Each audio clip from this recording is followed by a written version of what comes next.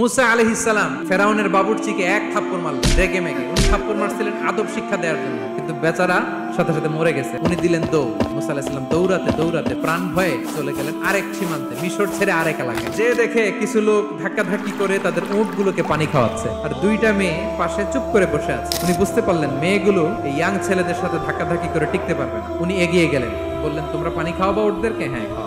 উনি উটগুলো নিয়ে সবাইকে সরিয়ে পানি খাইয়ে দিলেন। মেয়েরা চলে গেল। এবার বাবার কাছে যেয়ে বললো, বাবা এমন এক ছেলের সন্ধান পাইছি, ছেলেটা খুব ভালো, আমাদের চেহারার দিকে তাকায় না, মাটির দিকে তাকিয়ে কথা বলে। আজকে এই লোক না থাকলে আমরা আমাদের উটগুলোকে পানি খাওয়াতে পারতাম না। আমাদের তো রাখাল লাগবে, আমাদের দেখভাল করার জন্য তো একজন সুপারভাইজার দরকার। এই ছেলেকে আপনি কাজে রেখে দেন। বাবা বললো যাও নিয়ে আস।